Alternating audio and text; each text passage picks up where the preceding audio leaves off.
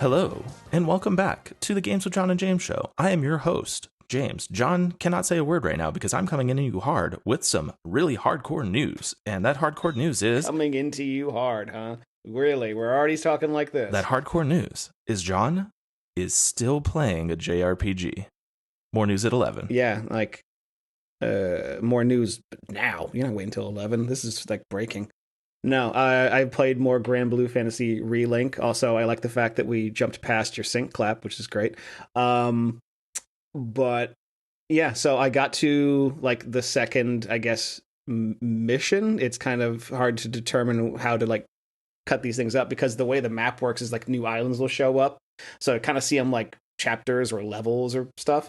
But yeah, I'm in the snow. I'm in the snowy area, and then the totally babely monk who lives up there, who's friends with Glasses Guy, is just all like, "Oh, well, then you will go through the tunnel, which is the passageway to wherever the hell you need to go." Because we stole your not girlfriend, and now the church is gonna, I don't know, sacrifice her to not God. It's kind of weird being thrust into the like, let's be real, it's the middle of a story, but the way they made up for it with giving you, like, if you want to understand everything, cool, you can go read about it in the little journal. If you don't care about it and you're just like, hey, I'm going to play this game, I don't care about the lore of the world, they just let you dive right in and you're not missing anything. And I appreciate that. The narrative device you're talking about is called In Medias Res. And you know what's actually one of the best examples of that in your wheelhouse? Final Fantasy VII. Like, quite literally, that game opens with Cloud and Avalanche Group on the train, and then you're like, oh, shit, some stuff's going down. And then you figure out, like, then Barrett, you're in the elevator ride, and then Barrett tells you about how the planet's dying, and it's like, oh, okay, context, cool. So we're mercenaries, we're eco-terrorists, and we're going to go take care of business. Sweet, let's go. Like, more games need that because they should respect the audience enough to actually engage with their audience as opposed to just giving them like a freaking how-to or a glossary before you start a video game. I think that's annoying. I mean, let's be real. Final Fantasy VII Afterbirth, or Rebirth, sorry. Oh my god. That's the game I don't think anyone wants to play. That's the Genova simulator. Oh god. Heyo. That comes out February 29th. I see what you did there, Sony and Square Enix. And yeah, you should be playing a second JRPG this year in that. I don't want to play it. I really don't. Like, I can't bring after what I felt was the tire fire of the first remake of Final Fantasy, I'm just like, I don't want to touch it anymore. I will say, though, that cool little video we made about it for that project I had to do my capstone for work, that was fun. Oh, yeah. Like, playing the demo was fun because I had good memories of what the good version of Final Fantasy VII was, so... Oh, man. But no, there's stuff I want to talk more about. Like, the thing I truly, truly love about Grand Blue Fantasy Relink is the fact that they give the TLDR button to some of the dialogue and cutscenes where I'm just like, I get it. I don't need 6-7 people standing around saying like, what's going on? Just like, skip. Like, I know what's going on. The dragon went crazy. Let's figure this out. Like, I don't need the chorus to chime in with whatever things they have to say because they're not going to say anything. So just skip it. It's very unique when it comes to the realm of JRPGs in order for it to drive that way, because we're used to story beat, character talk, character interaction, story beat, character talk, character interaction. You may have some grinding, some fighting, exploring along the ways, but you're kind of there. And even if you can skip the cutscene, you're still kind of there. Whereas this just gives you, hey, you like the gameplay? Enjoy the gameplay. Anything else you can go back to. And yeah, and that's awesome. To me, it also kind of proves just how valuable the entire narrative experience is in these freaking games. Because like, if you can skip it and have like no ramifications, it's like, oh, then I guess it wasn't all that important, or this doesn't matter. Like, I think, like, because it's not even just like a JRPG thing, it's a current video game thing where like people just talk way too damn much, and it's so annoying. Like, friggin', like, even God of War Ragnarok, the scene like where, because Boy. I mean, you hire this guy and he's got a great voice. You should hear him say some stuff, but then you hear like Mimir or whatever his name is talking about some burnt haggis, and then they get into a fight, and then it's like, well, anyway, about that haggis. It's like, stop talking about the haggis. We just had a fight for our lives. Just shut up. Just shut the fuck up. In the words of our Super Bowl champions and Travis Kelce, the best tight end in NFL history, full stop, full send, I will die on that hill. You gotta fight for your right to party. Yeah, fake yelling. Mom's cooking spaghetti in the kitchen. I can't scream because mom's in the house. Oh my goodness. Yeah, that was wild. And if all of you lived under a rock, the Chiefs are now 3 in the last 5 years Super Bowl champions. Good for them. Yep. Your Eagles suck. I don't care. I really don't give a shit about sports or football. I just kind of, in order to participate in society, in order to take part in society, you have to participate sometimes. How about that? Says the guy that will tune into a Major League Soccer game like it's a religion. Yeah, because it's my team. There's no Portland NFL team. There's no Portland like baseball team. We have a basketball team, but but like, so when we found like 2015 national championship Portland Timbers, I'm just like, yes, I will watch this. Also, the Champions League is going on right now, so yay. Well, as you can see, it's been an interesting week to say the least. If John is still this invested in a JRPG, we'll see if he beats it. That's my my thing. But I paid like $50, right? Like this was $70, $50. I got to do something with it. I mean, because it's already starting to do some things that kind of bug me. I mean, that's fair. What we're here to talk about with you today is actually something pretty serious, because we've got a lot of news that has dropped here, and it's pretty telling what the future of consoles is going to be. And we might be extremists in these viewpoints, but with all the news that is coming out, we would be remiss if we didn't share this with you. So when we come back, what's happening with the PlayStation 5? What's happening with Microsoft's Xbox? We'll tell you about it.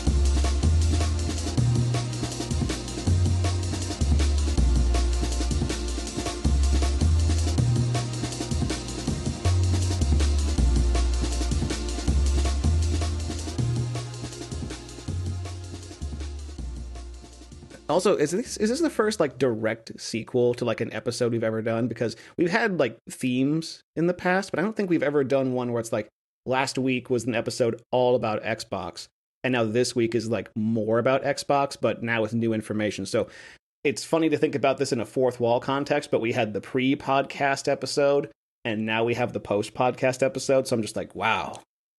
We're living in the future. Well, if you think about it, so in the 2.5 years, almost 2.5, holy crap, that is so insane to say. In the almost 2.5 years we've been around, when it came to like potentially groundbreaking news outside of like a back-to-back direct, we didn't have anything that potentially would rock people like this. And I mean, Microsoft, they started it off out the gate with that news, and then I feel like it's like Microsoft has to give dire news. Oh, they're giving dire news, you say? Sony, it's time for our dire news. We're gonna slide this in. We're gonna paperclip this to the bill we're trying to pass through the House to skirt through. Maybe people won't notice. That's what they're trying to do. But so as of now, like this again is the post podcast, like Phil Spencer, Matt Booty, and Sarah Bond conversation, who are basically the three big people, the CEO of the gaming, the president of Xbox, all that stuff. and of course Xbox Game Studios. So it really just goes to show what can happen when a corporation loses control of their own narrative, because at the start of this year, like after the Activision Blizzard leaks and we saw the concepts for like the new Xbox that wasn't going to have a disk drive anymore, and people were immediately throwing up red flags about that. At least I was, because physical media being dead, and then having games like removed from Walmart shelves and retailer shelves, another red flag got thrown up there. And then the leaked ad that was like, that could very well have been a typo, but people saw, join the Xbox demo days for Microsoft Game Pass. It's like, wait a minute, isn't it Xbox Game Pass? What's going on with Xbox? So they're like 3 in a row. It was the result of Phil and all the parties involved basically just, again, losing control of the narrative that they wanted to tell, that they actually had to have this podcast where it's like, look, we hear you and we hear your concerns. We'll talk about it later. It's just like, we'll talk about it after dinner. I personally think this is the death knell, and I'll keep reiterating it. So John knows, and now you all know, I actually took my Xbox out of the box. I loaded it up. Hey. And I don't like it at all. I don't like the UI. Okay. I don't like the interface. I don't like none of it. I don't like battery-powered controllers. Like that. Imagine playing what the original Xbox One user interface was like when it was like that Windows 8/Windows 10 style squares everywhere. Oh my god. Yeah, no. It's unfortunate. So I say my distaste on it, but I finally loaded it up. And I'm playing something I can't spoil with all of you just yet. I will spoil it when it comes out. But it hasn't been a fun experience.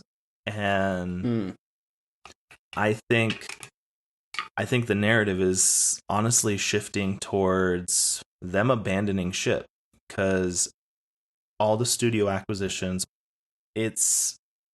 you don't acquire so much of the landscape in a business, because from Activision Blizzard, Bethesda, everyone else, you don't go that wide with your net without generating stuff that will be relevant. And I think like Starfield was supposed to be the next, like we'll go back, we'll tailor it back to, and towards the end of last year, Starfield hits.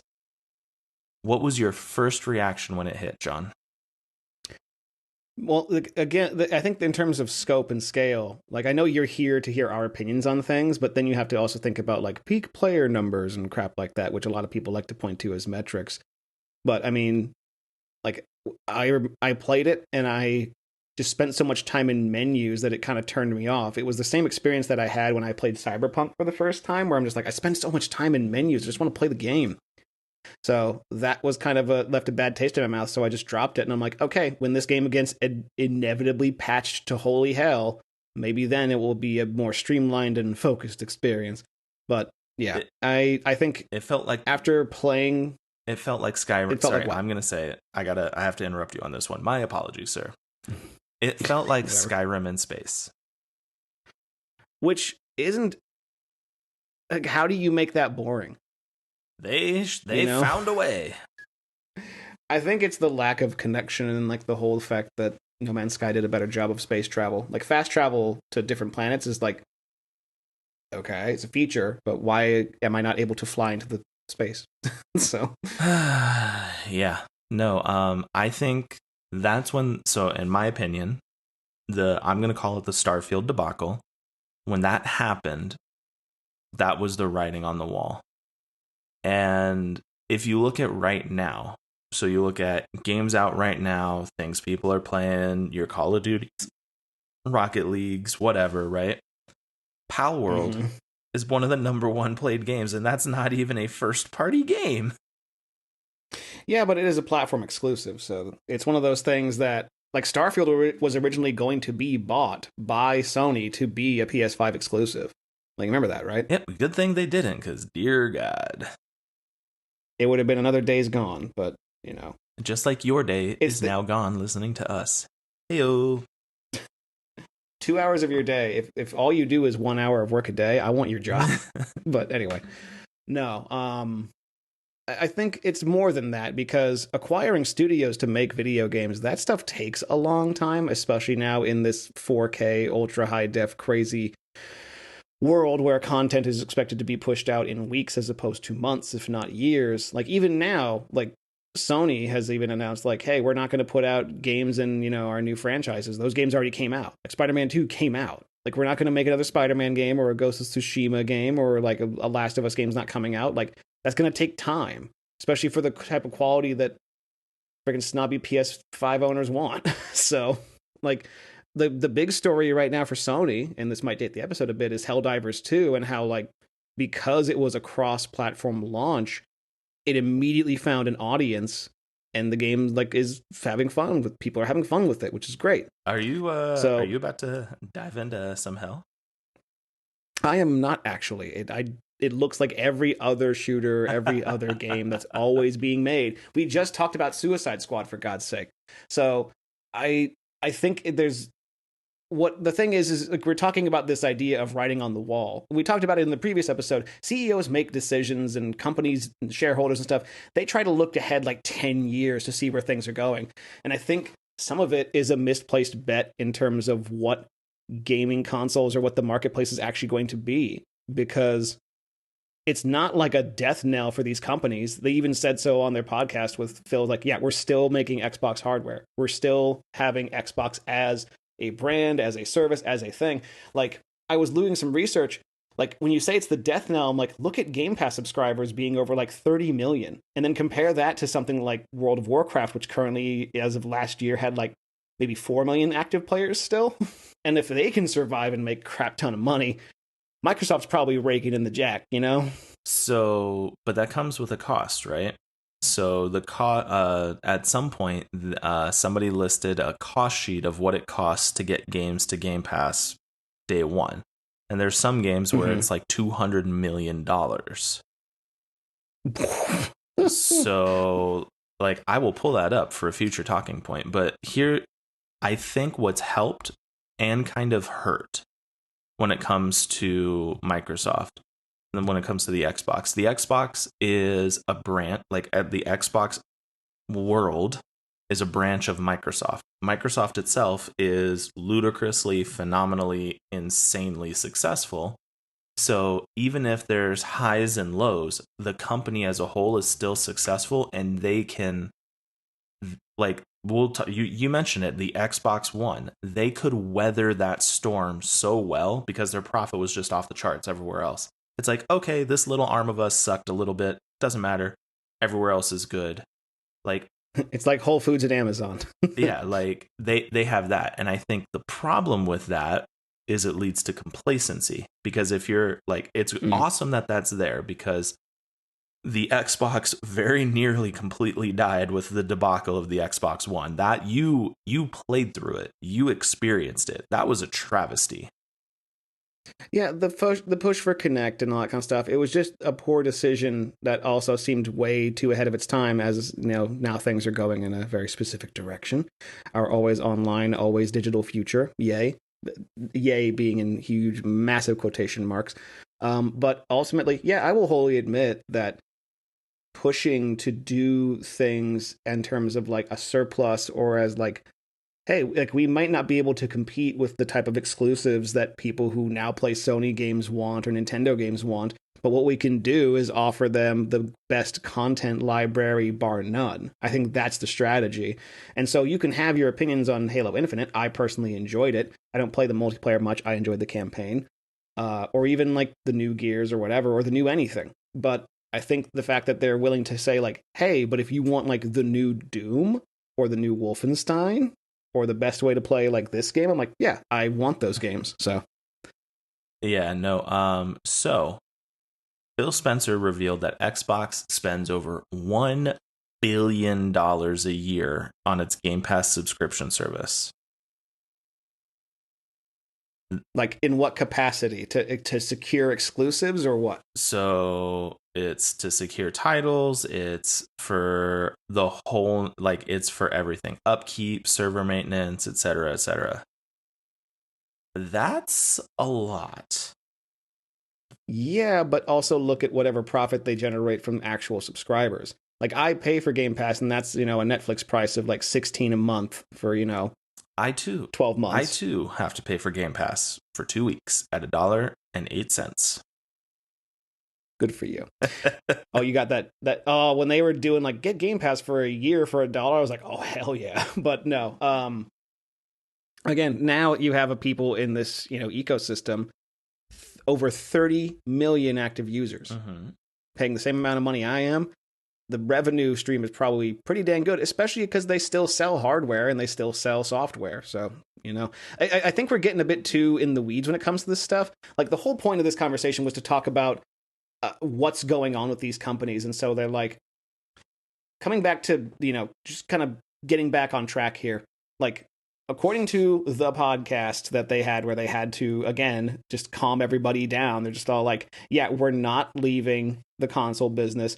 The 4 games that we are bringing to other platforms are games that are new IPs or year-old games or just kind of smaller niche products that we want to expand out to a different thing. Like when they let Cuphead go to the Switch and stuff, like it was stuff like that, right? Like Cuphead is an amazing, phenomenal game.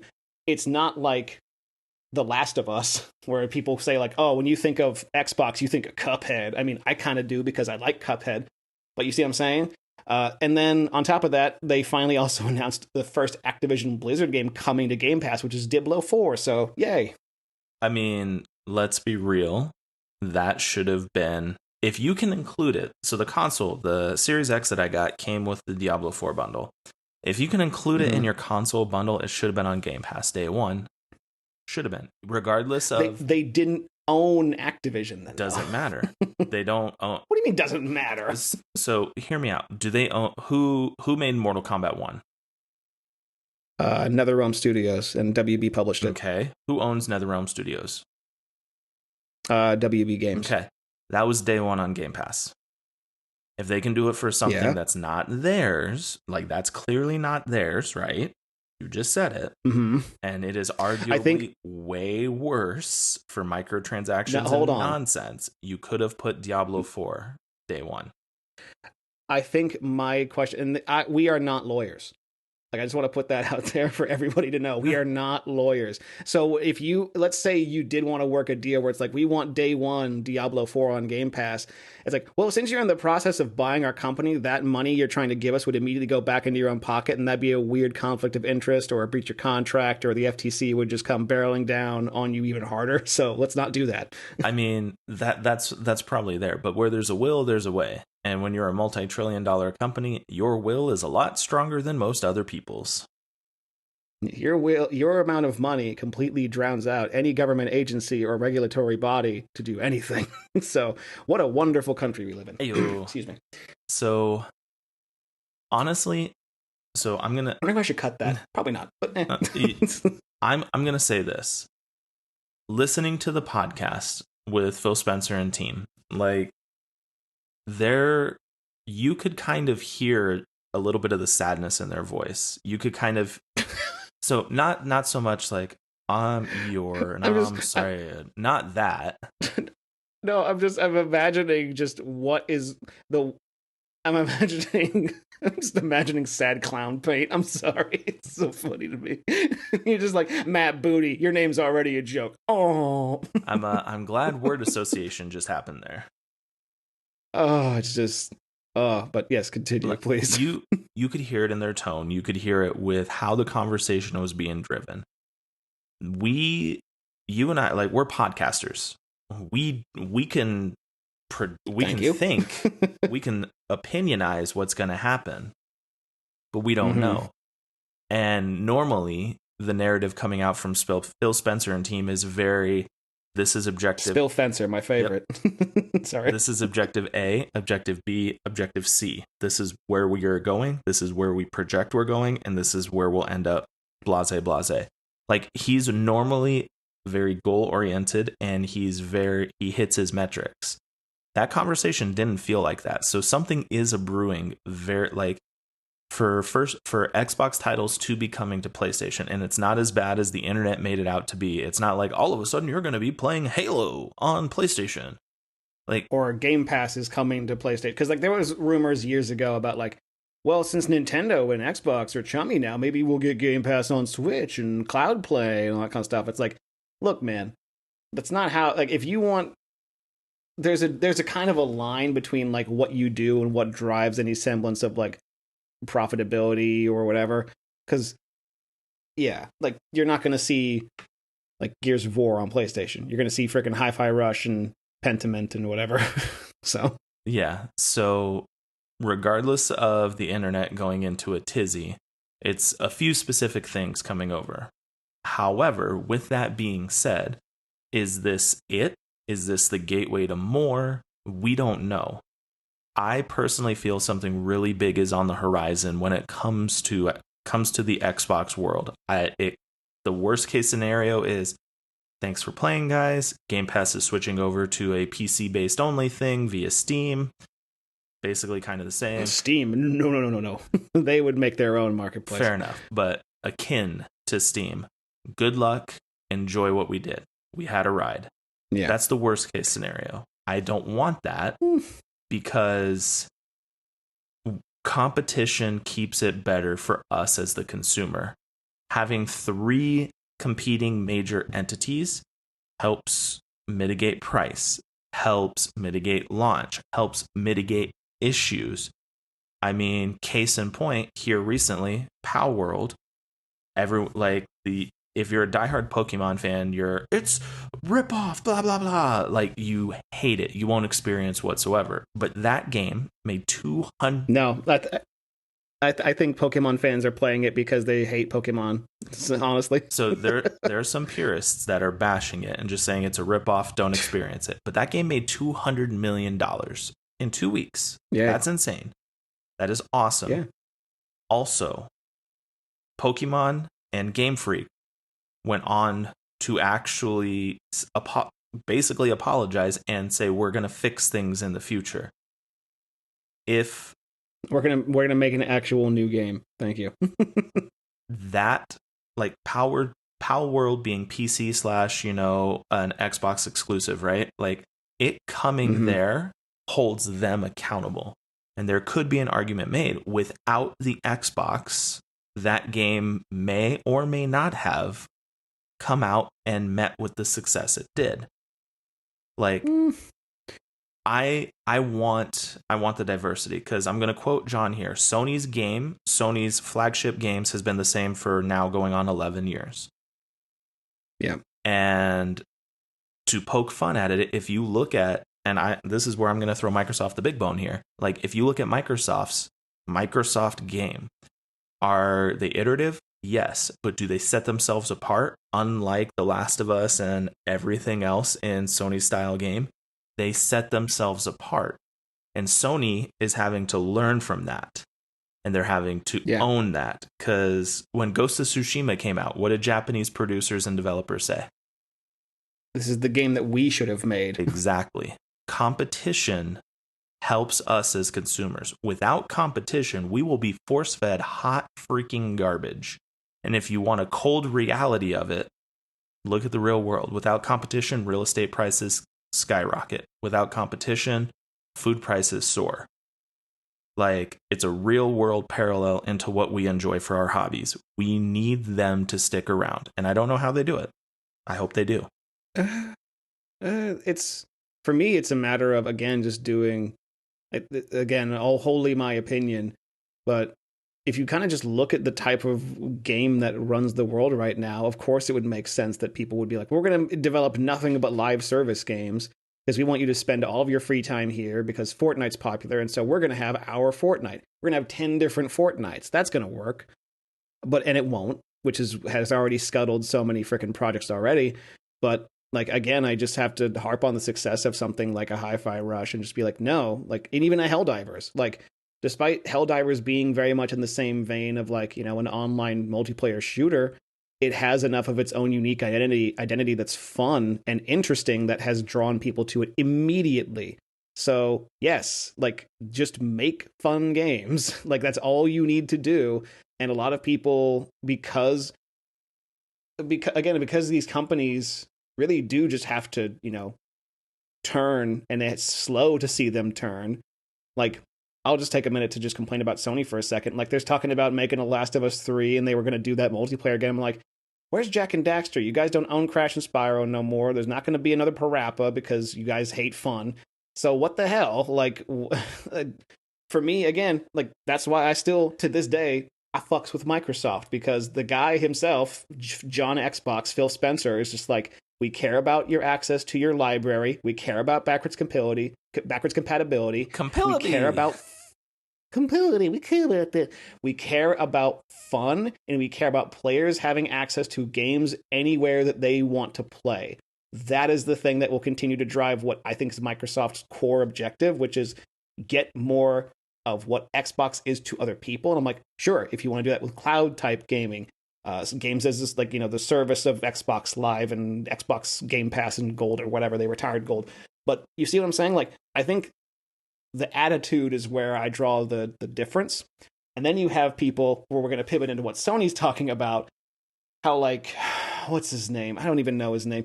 Somebody sent word out of Sony saying, oh yeah, the PS5's in the later stage of its life cycle, and we're working on major projects, but we're seeing the success of Helldivers also means that we're probably going to bring more stuff to PC. So it's like, it's not a decision that happens in a vacuum, Well, John just pivoted where the next part of this conversation is going, because Sony dropped a bombshell in the words of many articles, and this is according to Naomi Matsuoka.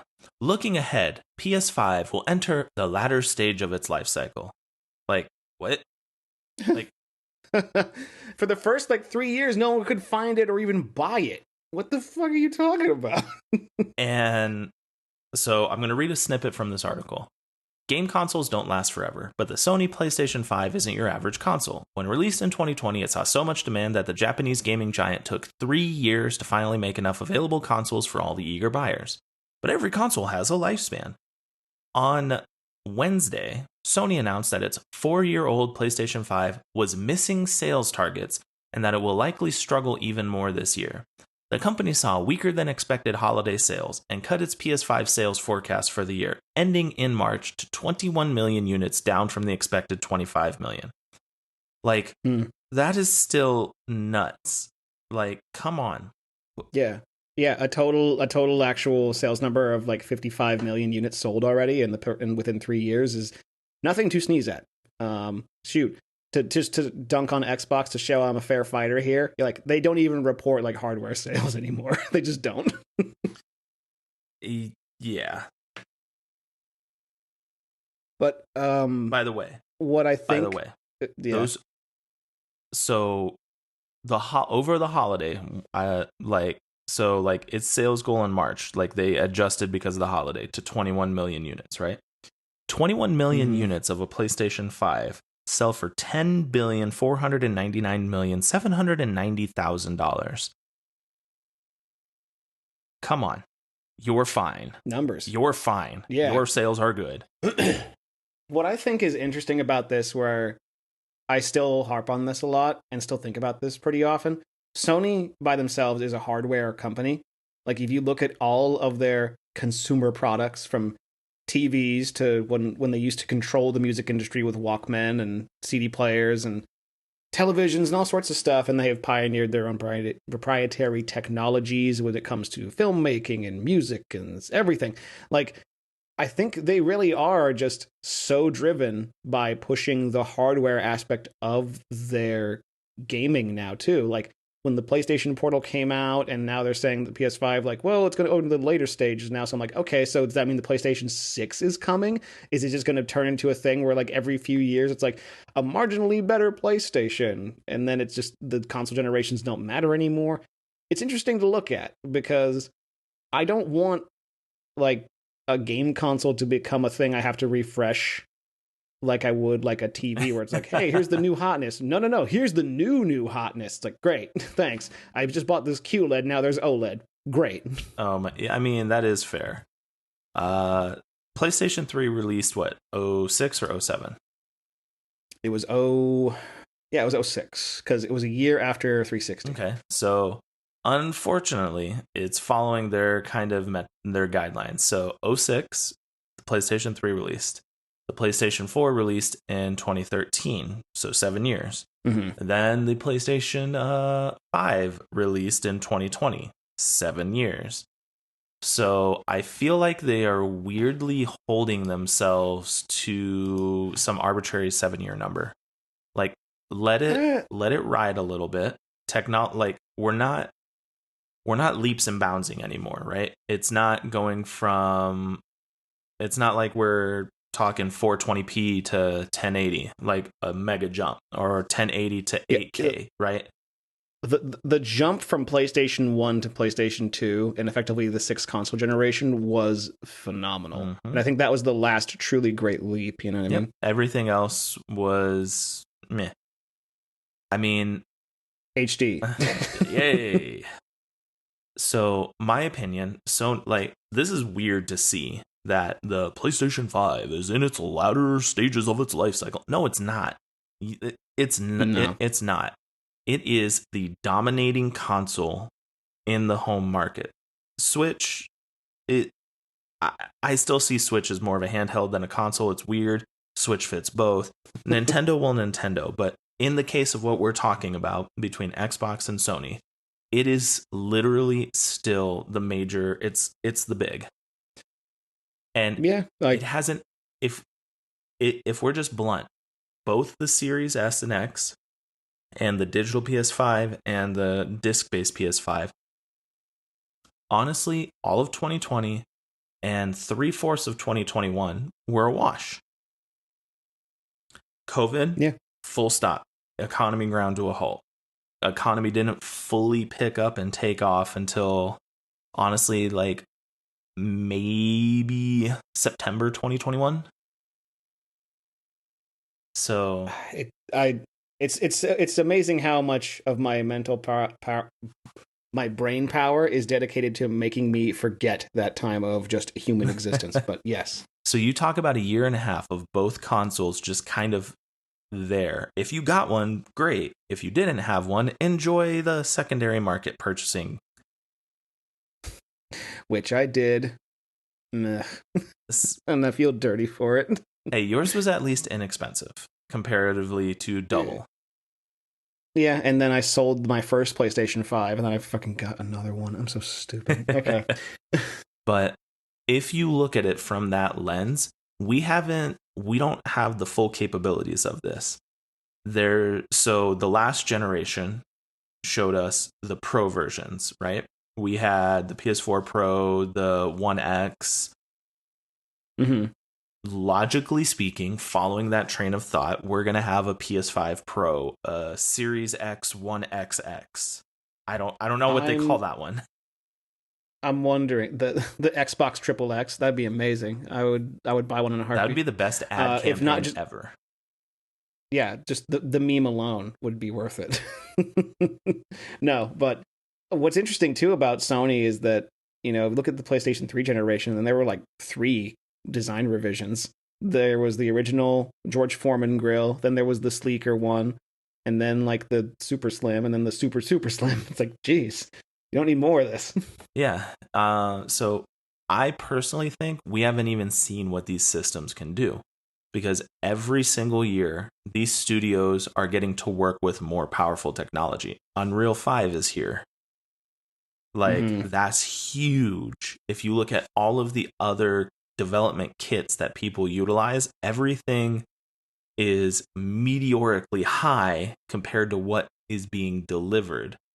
And until what is delivered hits what that development kit can do, I think we still have a lot of legs in both of these consoles, especially because you still produced the One X and the Xbox One. You still produced PlayStation 4s and the PS4 Pro up until it was 2022, right? Yeah, I think they abandoned the original Xbox One fast. Yeah. Like that was a load. But you're talking that last generation of consoles that didn't get jettisoned in normal time frame just due to, the world stopping. Yeah. Still running until 2022. So in my opinion, the console life of both of these is 2 years. It has been relevant for 2 years only. Yep. So Yeah. latter stages what? Yeah, so again, I think that also comes to just our understanding of this stuff as well, where it's like, what could you possibly have planned that would obsolete this most recent generation? Because like it was even debatable whether or not this one even needed to exist at all, with just the like oh, now we have like more power, or we have more RAM or whatever. It's like I'm trying to think about what's going to be next, because even still, like again, pushing the idea of Sony just trying to push hardware and not really giving a shit about anything. Look at PSVR and PSVR 2. Like the whole point of the PS5 was to be powerful enough to support its own VR ecosystem that they just don't do anymore. So, You want a good chuckle? uh-huh, You well, remember that raffle group when we were at work back in the day, and I'm like, oh my god, I won the Atomic Purple Nintendo 64 for $10, and you just look over at me like I hate you. I thought it was funny, but go ahead. I won a PlayStation VR 2 for $1. The guy was doing $1 raffle bet, like buy-in. Wow. You should get the game that's like the 3D puzzle maker, because that game's actually really fun. I'm thinking about it. It's another one of those things that's unopened, and I think this is something that this is something that needs to be mentioned. Outside of your YouTubers, kids at home, up until you're like early to mid 20s, like our gaming window for us playing games is dwindling. I get home, I got to do A, B, C, and D. I might get to play some games here. And with that window dwindling as well, I think we also, like, this would be a key moment where Microsoft could continue to push Hi-Fi Rush like games, because you can beat Hi-Fi Rush, 15 hours, right? It's not long. It's very much like a PS2 style game. It's like a 10-hour campaign, and it's great. Yeah, so 10 to 15 hours. For as well as I, like, there's so much to do. And I think that would be a great pivot point for Microsoft to continue to deliver things like that. I said it in the last episode, is like with all of our talk about competition and the need for that kind of stuff, is like, yeah, do the things that other companies aren't doing. Do the thing that is going to make people look at you and be like, oh, that's different. Yes. Like, and this is where I'm going to cycle back to freaking talking about Granblue, because Fantasy Relink. Because the thing that's bugging me about that game right now is just how rote and predictable the story is becoming. And I'm like, I don't get it. I don't get why there is this desire to tell the same story over and over and over again, because to me, I care about things that are new and different, not just more. That's the experience I want. So this one's a little bit of an outlier. So you know the history of this game, right? Like, initial ideas came out for the game 2016, 2017. It was supposed to be a partnership with Platinum Games. This was a game 8 years in the making, and I think we would have had more originality if you hadn't gotten the Granblue Fantasy Versus, where you can do a single player campaign, get a whole bunch of the story, like, and then you have all the mobile game stuff that's with it as well. I think because it had been delayed so much, that original that you're wanting came out in other avenues. So I think in their minds, and obviously this is my opinion, right? What's in their minds? What's the best product we can deliver to show people we appreciate them waiting the length of time they waited to play this game? And it's what you enjoy. It's the TLDR. It's if you just want to get into the gameplay for the gameplay, you can do it. And you beat the campaign. You literally beat the campaign. It's 10 to 15 if you're like a JRPG pro. If not, 15 to 20. For a JRPG nowadays, that is insanely huge, because you look at Star Ocean: The Divine Force. That's a 50+ hour game, especially if you're doing... How? So much of that time is just running across an empty field. That's what that game is. Oh, man. Look at Final Fantasy 16. How long did that take you to beat? Took me about a month or so, yeah. Like, in terms of actual sit-down, raw gameplay time, it took me about, like, maybe, 40 to 50 hours. But I had to play it on and off again over the course of 6 months to finally do it. I beat it in, like, December, so... Yeah, like that. And I think that's why we got what we got. I think they're one of the few companies that has the presence of mind to say, we want to give you a metric buttload of stuff, but we want to appreciate your time. Because the story, you're done at that 15-hour mark, right? If you want everything else, here's my 100. Yeah, here's my immediately, and you can argue whether or not this is an ignorant question. Is this game multiplayer in any way? Yeah, you and I could play together. Okay, so you could be one of the other people in my party. Yep. So because when you are assigning skills and you're getting those hero request cards of other characters, you can basically just get their contract cards of. It's like, oh, so you're telling me I can build a friggin' reverse harem or harem of whatever I want from one of these characters, and then when my homies come over, we can all play as these characters. Okay, it's making more sense now because Xenoblade is not like that, but it tried. Xenoblade. It does a lot of things really annoying about that, because it's like, if you want me to have like a game where I'm engaged with the combat, you maybe shouldn't throw millions of particle effects and characters screaming in my ears all the time. I mean, let's be real. Final Fantasy 12 is the culprit for a lot of games going that route. Why not 11? 11 was an MMO. You can't count an MMO. I'm talking the faux MMO feel.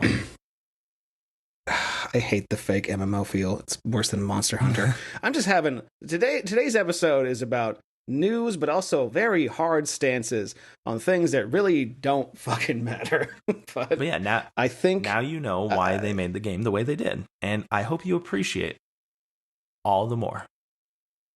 I am going to finish Celeste, then I'm probably going to lab in Street Fighter 6, and then I will play more Grand Blue. But I think, in terms of the big reason we're here to talk today, I think now is the time where we cut to break here and we go to our outro. What do you say? Yeah, I mean, there's not really much more we can say. We're both in agreement. The PS5 is not in the latter stage of its life cycle. If you're only measuring that off of console sales, you are dead ass wrong. Yeah, that seems very developer unfriendly. The same time, this is also the same company that basically scuttled their own development studio, so we'll never get games like freaking Parappa again. So yay! Or even games like fucking Shadow of the Colossus and Last Guardian. Oh man, games I even don't like. Look, let's be real. I like Shadow of the Colossus. I just don't play it. I'm defending myself immediately. Let's be real. Forspoken, Luminous Studios, love it or hate it, they shot for the moon. They wanted to do a brand new IP from the ground up, its own world, its own lore. You can call it cringe, you can call it too much, whatever you want. They shot for the moon and got punished. A little bit. But they got reabsorbed back into Square Enix. New ideas are being punished, and I hate it. Give us fresh. Give us And just fresh. because of that, I'm going to download Foam Stars immediately. But yes, wait, you haven't let's cut downloaded to break it yet? here. I haven't done it yet because I'm further along than you. I haven't touched it yet because work and Valentine's Day and personal projects and all sorts of stuff. Look, I have to draw anime boobs a lot. It takes up a lot of my time. Bro, I'm platinum in that game. Calm down. Okay, let's go. Let's cut to break, and we'll see you in the outro, folks. Stick around.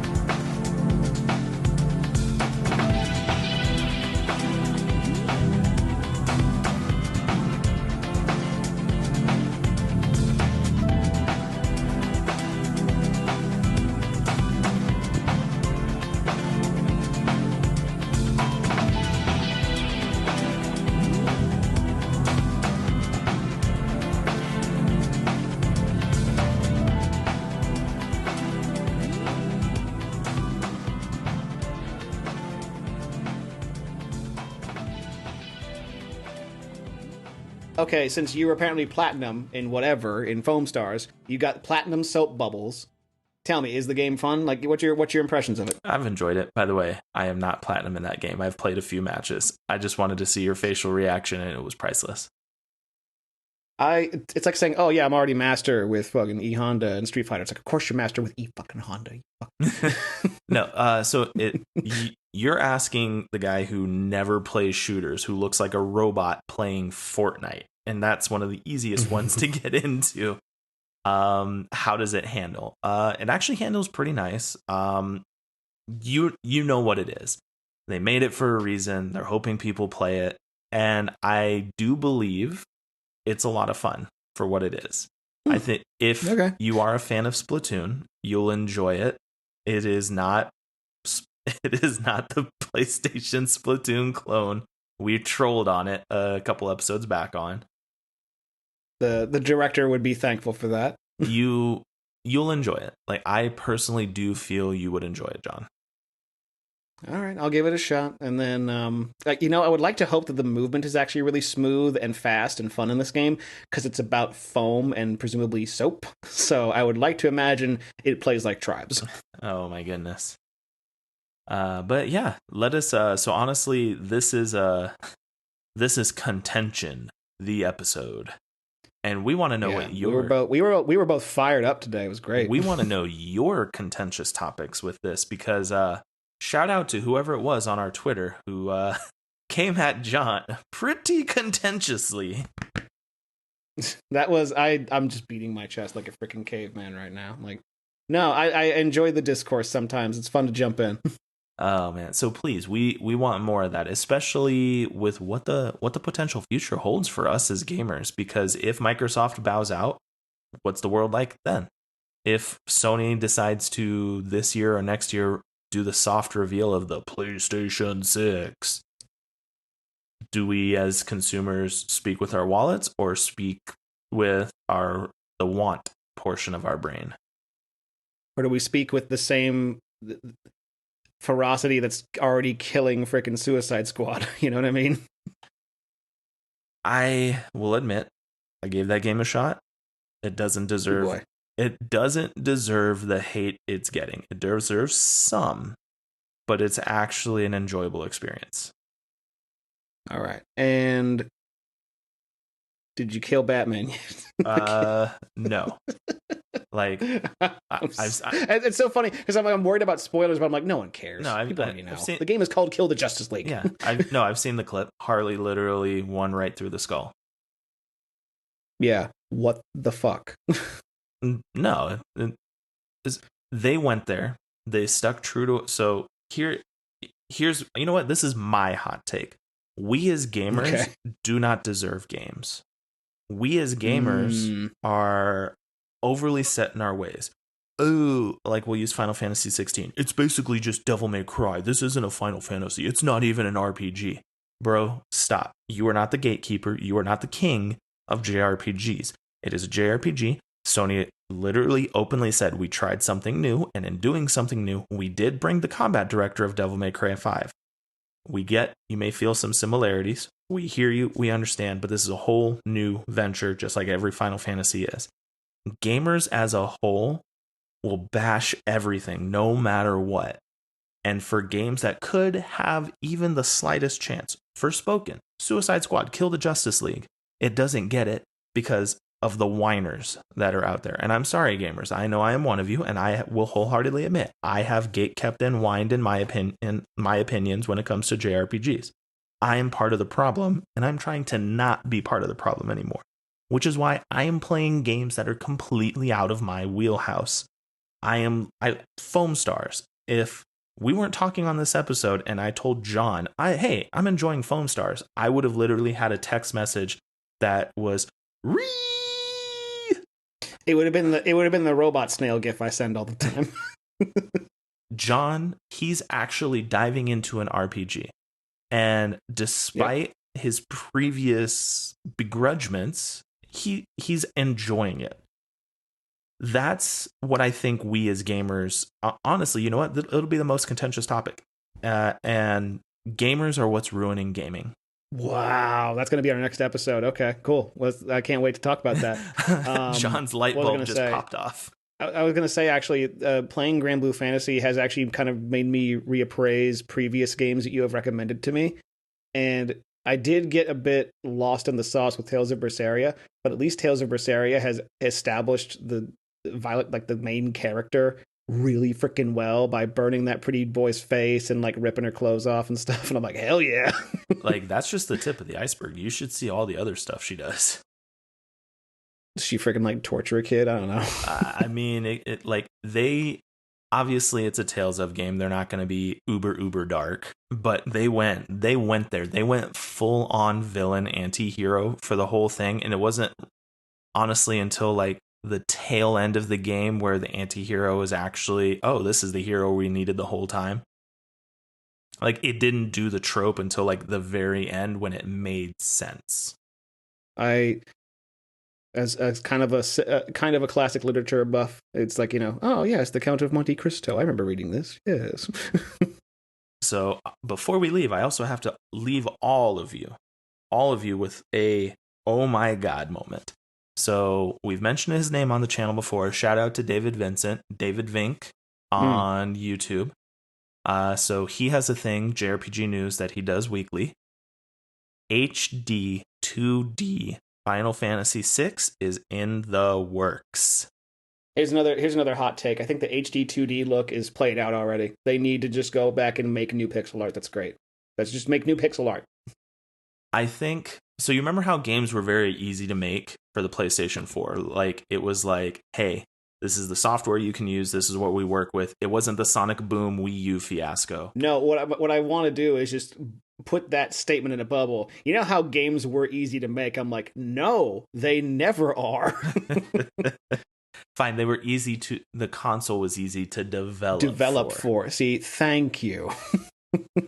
I think HD 2D is providing that. And honestly, if you haven't played Star Ocean: The Second Story R, the HD 2D full remaster remake, you need to experience it. Well, we talked about this before in episodes past. We talked about this. The thing that makes that one actually kind of click better in my head is that Star Ocean already looked like that. It did look like the textured planes and like the sprite based characters. So whatever. Whatever. This outro is running crazy long with all of this is the one time in the week we get to talk to each other, ladies and gentlemen. You're gonna get more of this shit. It's I am here for the ride. And honestly, gamers are what's ruining gaming. And wow. We have we're doing the thing that we've never done before. You as an audience now know what our next topic is going to be about. I think we've tried to do it in the past, but it's just not like, no. Schedules, bag that. We don't need that. So with that, we will full stop on this outro, and you know where to find us on Instagram at Games with John and James, at Games with John and James on TikTok. John and his magic Twitter fingers are ready for another war. He is cracking his knuckles and he's saying, "Bring it on." Yeah, I'm going to be playing more Street Fighter 6. My fingers is going to be ready to type so hard. He's just using his thumbs to type at this point. Why are you typing 90 words a minute? It's all in the thumbs, baby. It's just like you just hear machine gun sounds. This is great. All right, this metaphor is tortured enough. But yes, that's Games with J and J. So with that, as always, I'm James. And I'm John. And this is Games with James and John. God, I gotta make another logo. Damn it. Wait, no, I can keep the same logo because both of our names start with J. It's bulletproof. We planned it. Yeah. That was a psyop to change the name of the show. Good night, everybody. Bye.